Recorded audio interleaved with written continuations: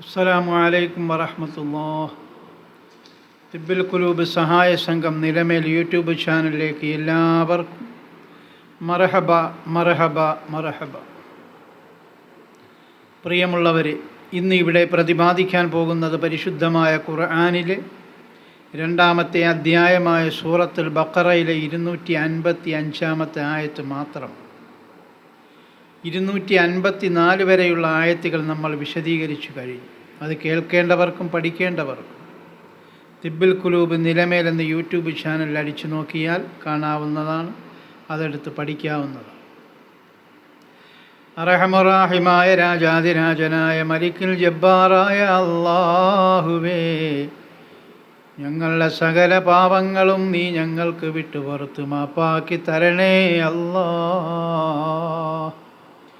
അല്ലാഹുവേ, ദുഃഖങ്ങളും ദുരിതങ്ങളും പ്രയാസങ്ങളും ബുദ്ധിമുട്ടുകളും മനക്ലേശങ്ങളും സർവമാന ഷർറുകളും മാറ്റിത്തരണേ അല്ലാഹുവേ, ഖൈറും ബർക്കത്തും നൽകണേ സമ്പൽ സമൃദ്ധി നൽകണേ ആഫിയത്തോടു കൂടിയുള്ള ദീർഘായുസ് നൽകി ഞങ്ങളെ എല്ലാവരെയും അനുഗ്രഹിക്കണേ റഹ്മാനേ. അല്ലാഹുവേ, ഒരുപാട് രോഗികളുണ്ട് റബ്ബേ. തിബ്ബിൽ ഖുലൂബ് സഹായ സംഘത്തെ ആശ്രയിച്ച് കഴിയുന്ന ഒരുപാട് ഹാർട്ട് അറ്റാക്ക് രോഗികളുണ്ട് റബ്ബേ. അവർക്കെല്ലാം ശിഫാ കൊടുക്കണേ അല്ലാഹുവേ, അവരെ സഹായിക്കുന്ന ഒരുപാട് പേരുണ്ട് ആ സഹായിക്കുന്നവരെ നീ സഹായിക്കണേ റഹ്മാനേ.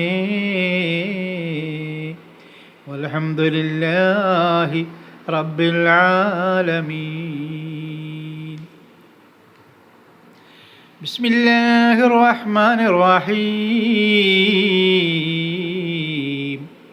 അല്ലാഹു ലാ ഇലാഹ ഇല്ലാ ഹുവൽ ഹയ്യുൽ ഖയ്യൂം. അല്ലാഹു ലാ ഇലാഹ ഇല്ലാ ഹുവൽ ഹയ്യുൽ ഖയ്യൂം. അല്ലാഹു അല്ലാതെ ഒരു ദൈവവുമില്ല തന്നെ. അവൻ കൃത്രിമ ദൈവങ്ങളുടെ സ്വഭാവങ്ങളിൽ നിന്നെല്ലാം വ്യത്യസ്തനാണ് കേട്ടോ. ജീവിച്ചിരിക്കുന്നവനാണ് അല്ലാഹു, പരാശ്രയമില്ലാതെ നിലനിൽക്കുന്നവനാണ് അല്ലാഹു, സർവചരാചരങ്ങളെയും നിയന്ത്രിക്കുന്നവനാണ് അല്ലാഹു. ഇത്രയും അർത്ഥങ്ങളുണ്ടതിന്. അല്ലാഹു ലാ ഇലാഹ ഇല്ലാ ഹുവൽ ഹയ്യുൽ ഖയ്യൂം. ഒന്നുകൂടെ അർത്ഥം ഞാൻ പറയാം.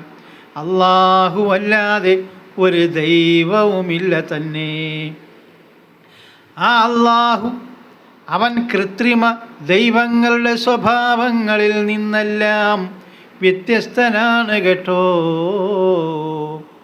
ജീവിച്ചിരിക്കുന്നവനാണ് അല്ലാഹു കേട്ടോ. പരാശ്രയമില്ലാതെ നിലനിൽക്കുന്നവനാണ് അല്ലാഹു കേട്ടോ. സർവചരാചരങ്ങളെയും നിയന്ത്രിക്കുന്നതും അല്ലാഹുവാണ് കേട്ടോ. ലാ തഅഖുദുഹു സിനത്തും വലാ നൗം. ലാ തഅഖുദുഹു സിനത്തും വലാ നൗം. മയക്കമോ ഉറക്കമോ അവനെ, ആ അല്ലാഹുവിനെ ബാധിക്കുകയില്ല കേട്ടോ. ഉറങ്ങുന്നവനല്ല അല്ലാഹു, മയങ്ങുന്നവനല്ല അല്ലാഹു. അങ്ങനത്തതായ അല്ലാഹുവാണ് അല്ലാഹു. ലഹു മാ ഫിസ്സമാവാതി വമാ ഫിൽ അർള് ലഹു മാ ഫിസ്സമാവാതി വമാ ഫിൽ അർള്, ആകാശഭൂമികളിലുള്ളതെല്ലാം തന്നെ അവൻ്റേതാകുന്നു, അള്ളാഹുവിൻ്റേതാകുന്നു കേട്ടോ.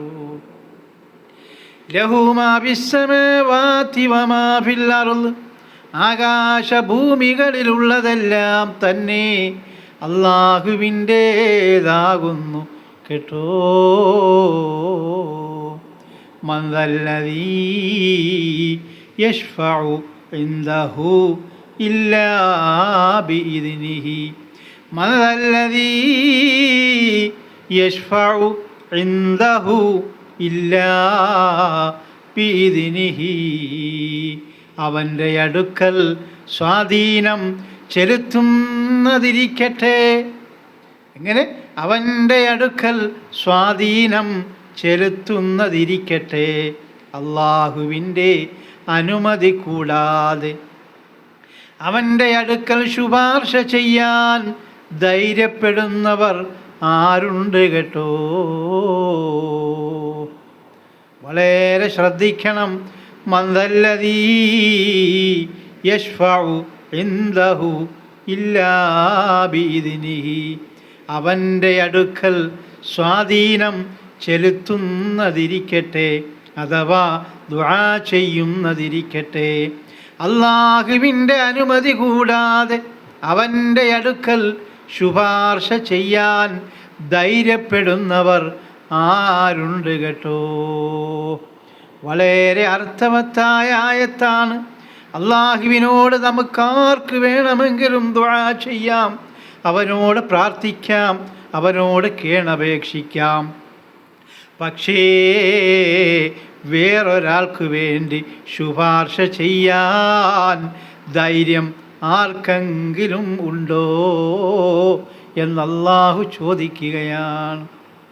മക്ബറകളിൽ പോയി ശുപാർശ തേടുന്നവരോട് സഹായിക്കണേ തങ്ങളെ, സഹായിക്കണേ ഔലിയ, സഹായിക്കണേ ഉമ്മ എന്നൊക്കെ മക്ബറകളിൽ ജാറങ്ങളിൽ പോയിരുന്ന് ദുആ ചെയ്യുന്നവരോട് ഞാനൊന്ന് ചോദിക്കട്ടെ. ഈ ആയത്തിൽ ഈ ഒരു വരിയിൽ മൻ ദല്ലദീ യശ്ഫഉ ഇൻദഹു ഇല്ലാ ബിഇദ്നിഹി, അവൻ്റെ അടുക്കൽ സ്വാധീനം ചെലുത്തുന്നതിരിക്കട്ടെ, അഥവാ ദുആ ചെയ്യുന്നത് അവിടെ ഇരിക്കട്ടെ.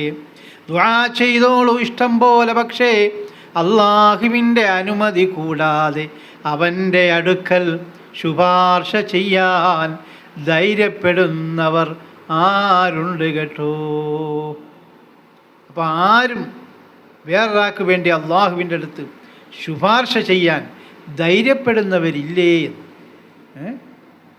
മനസ്സിലായില്ല? അപ്പോൾ ആർക്കും ശുപാർശ ചെയ്യാൻ കഴിയുകയില്ല എന്നുള്ളതാണ് ഇതിൽ നിന്ന് നമുക്ക് മനസ്സിലാകും. പിന്നെ അള്ളാഹു അവൻ്റെ പ്രവാചകന്മാർക്ക്, ഔലിയാക്കൾക്കോ ഖുലഫാ റാഷിദീങ്ങൾക്കോ ബദരീങ്ങൾക്കോ ഒന്നുമില്ല, അള്ളാഹുവിൻ്റെ പ്രവാചകന്മാർക്ക് അവൻ അനുമതി കൊടുത്തിട്ടുണ്ട് ചില ശുപാർശകൾ ചെയ്യാൻ വേണ്ടി. അതല്ലാതെ മനുഷ്യകുലത്തിന് ആർക്കും അവൻ ശുപാർശ ചെയ്യാൻ അനുമതി അള്ളാഹു കൊടുത്തിട്ടേ ഇല്ല എന്നാണ് നമുക്കിതിൽ നിന്ന് മനസ്സിലാവുക. അപ്പോൾ നമ്മൾ മനസ്സിലാക്കുക, എപ്പോഴും നമ്മൾ ഓതുന്ന സൂറത്താണിത്. ഇതിനൊരു പേരുണ്ട്, ആയത്തുൽ കുർസി എന്ന്. അപ്പോൾ ഇതിൻ്റെ അർത്ഥമൊന്നും അറിയാതെയാണ് നമ്മളിങ്ങനെ കീച്ചണത്. എല്ലാ മക്ബറകളോലും പോയി നടന്ന് ശുപാർശ ചെയ്യണേ തങ്ങളെ, എന്നെ സഹായിപ്പിക്കാൻ പറയണേ തങ്ങളെ, ഇന്ന ആഗ്രഹം നടക്കണേ തങ്ങളെ. ഇതൊക്കെ ഒരു ശൈത്താൻ്റെ പരിപാടിയാണ്. അപ്പോൾ ഞാൻ അതിലേക്കൊന്നും കൂടുതൽ കടക്കുന്നില്ല. ബുദ്ധിമാന്മാർക്ക് ഇത്രയൊക്കെ മതി. വീണ്ടും അള്ളാഹു പറയും, യഅലമു മാ ബൈന ഐദീഹിം വമാ ഖൽഫഹും, യഅലമു മാ ബൈന ഐദീഹിം വമാ ഖൽഫഹും, മനുഷ്യരുടെ മുമ്പിലുള്ളതും പിന്നിലുള്ളതും അള്ളാഹുവിന് അറിവുണ്ട് കേട്ടോ. വലാ യുഹീതൂന ബിശൈഇൻ മിൻ ഇൽമിഹി ഇല്ലാ ബിമാ ശാഅ വലാ യുഹീതൂന ബിശൈഇൻ മിൻ ഇൽമിഹി ഇല്ലാ ബിമാ ശാഅ. അവൻ്റെ അറിവിൽപ്പെട്ട ഒരു കാര്യവും അവൻ ഉദ്ദേശിച്ചതല്ലാതെ മനുഷ്യർ അറിയുകയില്ല കേട്ടോ. ഇതിലും നമുക്കൊരുപാട് യാഥാർത്ഥ്യങ്ങളുണ്ട്, ഒരുപാട് പഠിക്കാനുണ്ട്. വലാ യുഹീതൂന ബിശൈഇൻ മിൻ ഇൽമിഹി ഇല്ലാ ബിമാ ശാഅ. അവൻ്റെ അറിവിൽ, അതേ അള്ളാഹുവിൻ്റെ അറിവിൽപ്പെട്ട ഒരു കാര്യവും അവൻ ഉദ്ദേശിച്ചതല്ലാതെ മനുഷ്യർ അറിയുകയില്ല കേട്ടോ. പാൽ കിതാബ് നോക്കുന്നവരെ, കബഡി നിരത്തി നോക്കുന്നവരെ, മറഞ്ഞതായ കാര്യങ്ങൾ നമ്മുള്ളതായ നാൾ നോക്കുന്നവർ, അതുപോലുള്ളതായ ഭാവി ജീവിതങ്ങൾ നോക്കുന്നവർ, മന്ത്രവാദികളുടെ അടുത്തൊക്കെ പോയി നോക്കുന്നവരുണ്ടല്ലോ കിതാബൊക്കെ വെച്ച്, അതൊക്കെ വെറും തട്ടീര് പറ്റീരെന്നാണ് ഈ ആയത്ത് നമുക്ക് മനസ്സിലാകുന്നത്. അവൻ്റെ അറിവിൽപ്പെട്ട ഒരു കാര്യം, അഥവാ അള്ളാഹുവിൻ്റെ അറിവിൽപ്പെട്ട ഒരു കാര്യവും അവൻ ഉദ്ദേശിച്ചതല്ലാതെ മനുഷ്യർ അറിയുകയില്ല. മനസ്സിലായി? അള്ളാഹു ഉദ്ദേശിച്ചത് അത് ഈ പ്രവാചകന്മാർക്ക് പറഞ്ഞു കൊടുത്ത ഈ പരിശുദ്ധമായ ഖുർആനാകാം, അതുപോലെ മൂസാ നബിക്ക് കൊടുത്ത തൗറാത്താകാം, അങ്ങനെയൊക്കെയുള്ള പ്രവാചകന്മാർക്ക് കൊടുത്ത കാര്യങ്ങൾ, അങ്ങനെ പറഞ്ഞു കൊടുത്ത കാര്യങ്ങളല്ലാതെ വേറെ ഒരു കാര്യവും, അള്ളാഹുവിൻ്റെ അറിവിൽപ്പെട്ട കാര്യം മനുഷ്യർക്ക് അറിയുകയേയില്ല. ഇപ്പം ഞാൻ ഇന്ന സമയത്ത് യാത്ര ചെയ്യുകയാണ്, ആ യാത്രയിൽ ഞാൻ മരണപ്പെട്ടു പോകും എന്ന് അള്ളാഹുവിനെ അറിയത്തുള്ളൂ. ആ ഒരു അറിവ് വേറൊരാൾക്ക് അള്ളാഹു പറഞ്ഞു കൊടുക്കുകയേ ഇല്ല, അറിയിച്ചു കൊടുക്കുകയേ ഇല്ല എന്നാണ് പറയുന്നത്. ഞാനൊരു 10 വർഷം കഴിയുമ്പോഴത്തേക്ക് ഞാൻ കോടീശ്വരനാകും, ഈ അറിവ് അള്ളാഹുവിന് മാത്രമേ അറിയത്തുള്ളൂ. ഇല്ലെങ്കിൽ ഞാനൊരു 5 വർഷം കഴിയുമ്പോൾ പാപ്പരാകും. അങ്ങനെയൊക്കെ ഉള്ളതായ കാര്യങ്ങൾ, ഈ കാര്യങ്ങളൊക്കെ അള്ളാഹു മനുഷ്യർക്ക് അറിയിച്ചു കൊടുക്കത്തേയില്ല, മനുഷ്യർക്ക് അറിയുകയുമില്ല. പിന്നെ ഈ പറയുന്നതൊക്കെ പാൽ കിതാബും അല്ലാത്ത കിതാബും കബഡിയൊക്കെ വെച്ച് നിരത്തി പറയുന്നതൊക്കെ ഷെയ്ത്താൻ്റെ തന്ത്രങ്ങളാണ്. റിജ്സും മിൻ അമലി ഷെയ്ത്താൻ, ഷെയ്ത്താൻ്റെ തന്ത്രങ്ങളാണ്. അപ്പോൾ അതുകൊണ്ട് അതിലേക്കൊന്നും മുഅ്മിനീങ്ങൾ ചെന്ന് ചാടിപ്പോകരുത്. മനസ്സിലായില്ലേ? ഇതൊന്നും ഞാൻ കയ്യുന്നിട്ടല്ല, ഇതെല്ലാം ആ ആയത്തിൽ കുർസിയിലുള്ളതാണ്, 255-ാമത്തെ ആയത്തിലുള്ളതാണ്. ഒന്നുകൂടെ ഞാൻ ആയത്ത് പറയാം. വലാ യുഹീതൂന ബിശൈഇൻ മിൻ ഇൽമിഹി ഇല്ലാ ബിമാ ശാഅ. അവൻ്റെ അറിവിൽപ്പെട്ട ഒരു കാര്യവും അവൻ ഉദ്ദേശിച്ചതല്ലാതെ മനുഷ്യർ അറിയുകയില്ല കേട്ടോ. വസിഅ കുർസിയ്യുഹുസ് സമാവാതി വൽ അർള വസിഅ കുർസിയ്യുഹുസ് സമാവാതി വൽ അർള. ആകാശഭൂമികൾ ഉൾക്കൊള്ളുന്നതാണ് അവൻ്റെ സിംഹാസനം. ഈ സിംഹാസനം എന്ന് പറഞ്ഞാൽ അവൻ്റെ ഭരണകൂടം, അവൻ നിയന്ത്രിക്കുന്നത് കേട്ടോ. അല്ലാതെ അവനങ്ങനെ ഈ സിംഹാസനം എന്നൊക്കെ പറഞ്ഞ ആൾക്കാർ വിചാരിച്ചു വെച്ചിരിക്കുന്ന ഒരു ഇരിപ്പിടമാണ്. അങ്ങനെയൊക്കെ തെറ്റിദ്ധരിക്കരുത്. വസിഅ കുർസിയ്യുഹുസ് സമാവാതി വൽ അർള. ആകാശഭൂമികൾ ഉൾക്കൊള്ളുന്നതാണ് അവൻ്റെ സിംഹാസനം, അഥവാ അവൻ്റെ ഭരണകൂടം, അഥവാ അവൻ്റെ ആധിപത്യം, അഥവാ അവൻ്റെ എല്ലാ നിയന്ത്രണങ്ങളും എന്ന് നമുക്ക് മനസ്സിലാക്കാം. അല്ലാതെ ഒരു കസേരയെ പറ്റിയല്ല ഈ സിംഹാസനം എന്ന് പറഞ്ഞു. മനസ്സിലായി? വലാ യഊദുഹു ഹിഫ്ളുഹുമാ. ആകാശഭൂമികളുടെ സംരക്ഷണം അവനൊരു ഭാരമായിരിക്കുന്നതേ അല്ല കേട്ടോ. ആകാശത്തിൻ്റെയും ഭൂമിയുടെയും അതിലുള്ള ചരാചരങ്ങളുടെയും സംരക്ഷണമുണ്ടല്ലോ, അള്ളാഹുവിന് അതൊരു ഭാരമേ അല്ല കേട്ടോ. അപ്പോൾ ഓരോ പുൽക്കൊടിയെയും നിയന്ത്രിക്കുന്നവനും പരിപാലിക്കുന്നവനും അള്ളാഹു മാത്രമാണ്. അതിൽ വേറെ ആർക്കും കൈകടത്താൻ പറ്റുകയില്ല എന്നാണ് അള്ളാഹു പറയുന്നത്. വഹുവൽ അലിയുൽ അലീം. വഹുവൽ അലിയുൽ അലീം. അവൻ അത്യുന്നതനാണ്, അല്ലാഹു മഹാനാണ്. വഹുവൽ അലിയുൽ അലീം. അല്ലാഹു അത്യുന്നതനാണ് കേട്ടോ, അല്ലാഹു മഹാനാണ് കേട്ടോ. ഇതാണ് ആയത്തുൽ കുർസിയുടെ അർത്ഥം. മനസ്സിലായില്ല? അപ്പോൾ ഒരുപാട് കാര്യങ്ങൾ നമ്മൾക്ക് ഇനി ഇൻഷാ അല്ലാഹ് ആലാപനത്തിൽ പഠിക്കാം. പരിശുദ്ധ ഖുർആനിൽ ആയത്ത് ഒന്നുണ്ട്, സൂറത്ത് ബഖറയിൽ തന്നെയാ ഉള്ളത്. പരിശുദ്ധമായ ഖുർആനിൽ ഒരു ആയത്തുണ്ടത്രേ, അത് സൂറത്തുൽ ബഖറ എന്ന് പറയുന്ന സൂറത്തിലാണ് അതുള്ളത് കേട്ടോ. 255 ആയത്ത്, ആയത്തുൽ കുർസി എന്നാണ് പറയാറ്. ആ സൂറത്തുൽ ബഖറയിൽ 255 ആയത്താണ് ഈ പറഞ്ഞ ആയത്ത് കേട്ടോ. ഈ ആയത്തിനൊരു പേരുണ്ട് കേട്ടോ, അത് ആയത്തുൽ കുർസി എന്നാണ് കേട്ടോ. പോരീഷ പലതാണ്, ഓതൽ തുടങ്ങിയാൽ രോഗവും ശിവയാണ്, മുത്തഖി അവർക്കാണ്. ആയത്തുൽ കുർസി അങ്ങോട്ടൊരു മനുഷ്യൻ അതങ്ങ് ഓതിത്തുടങ്ങിയാൽ അവൻ്റെ രോഗം ശിവയാണ്, അവൻ്റെ ആഗ്രഹം സഫലമാണ്, അവൻ്റെ ഷർറ് മാറുന്നതാണ്, അവന് ഖൈർ പെരുക്കുന്നതാണ്, അവന് നന്മയിലേക്ക് പോകാനുള്ള വഴിയങ്ങ് തെളിയുന്നതാണ്, ഷർറിൻ്റെ വഴികളെല്ലാം അടയുന്നതാണ് കേട്ടോ. മുത്തഖി അവർക്കാണ്. അല്ലാഹുവും അവൻ്റെ റസൂലും പറഞ്ഞ കാര്യങ്ങളുണ്ടല്ലോ, അതപ്പടി സ്വീകരിക്കുന്നവർക്കാണ് ഇതിൻ്റെ പ്രയോജനം ലഭിക്കുക എന്ന് കൂടി നമ്മൾ മനസ്സിലാക്കണം കേട്ടോ.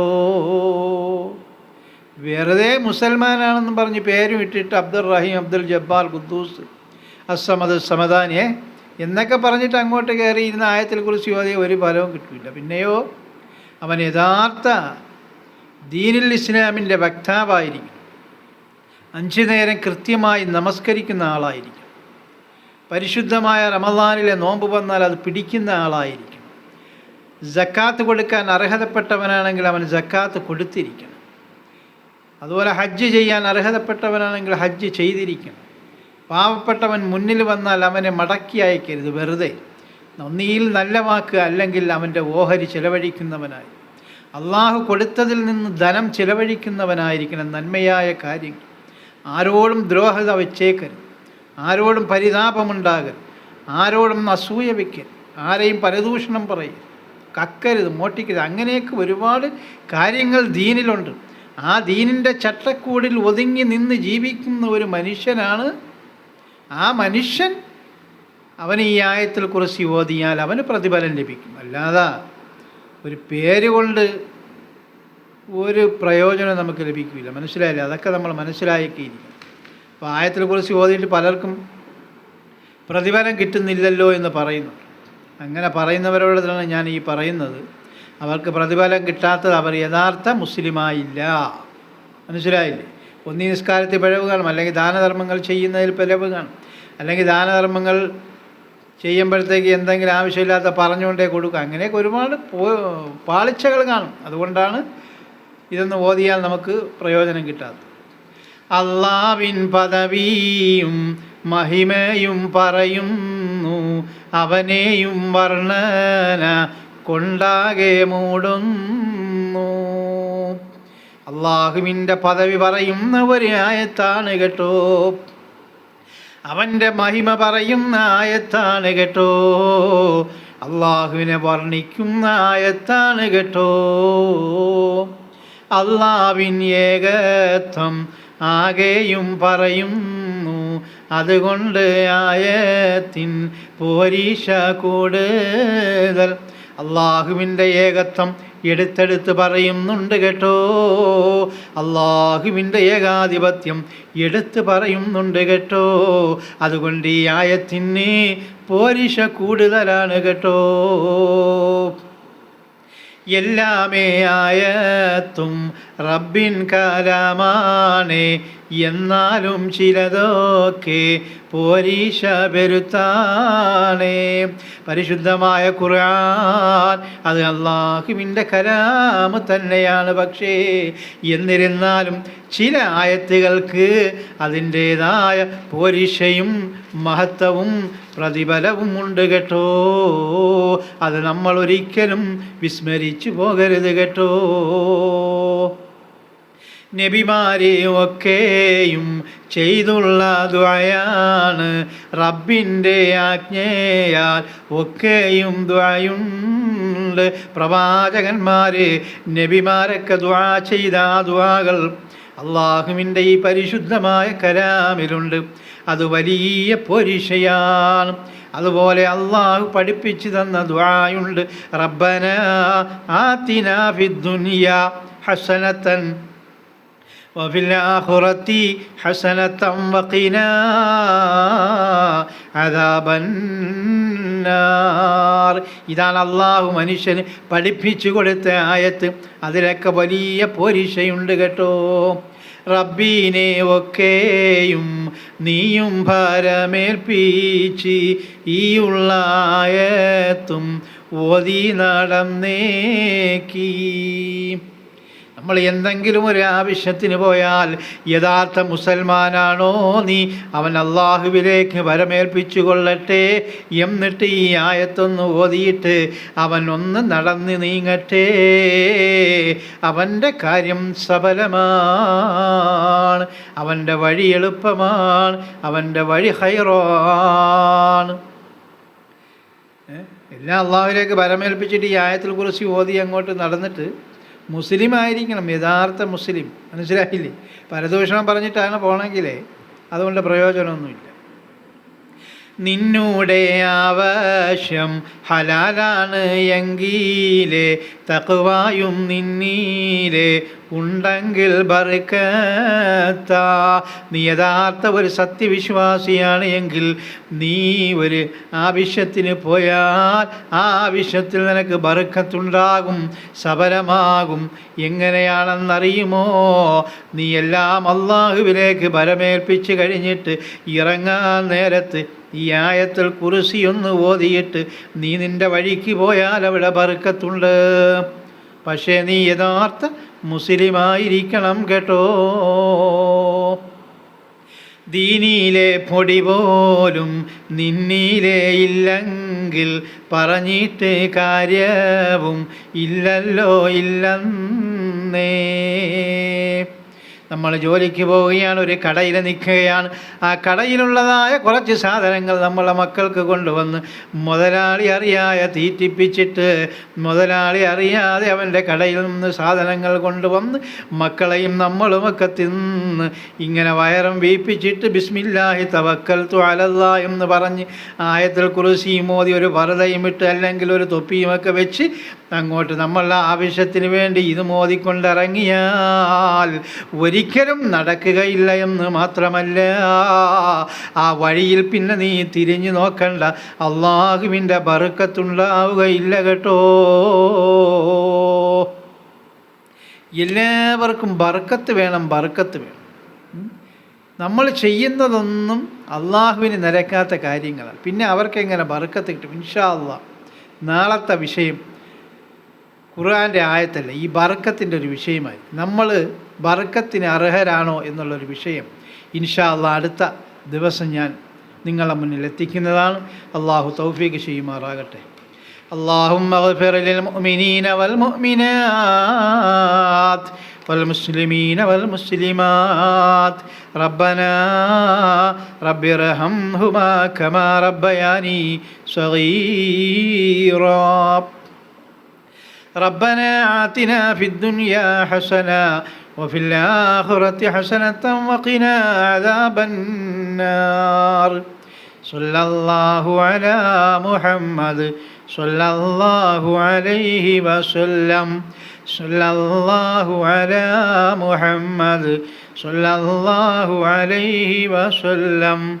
അല്ലാഹുമ്മ സ്വല്ലി അലാ മുഹമ്മദ് യാ റബ്ബി സ്വല്ലി അലൈഹി വസല്ലം. അസ്സലാമു അലൈക്കും വറഹ്മത്തുള്ളാഹി.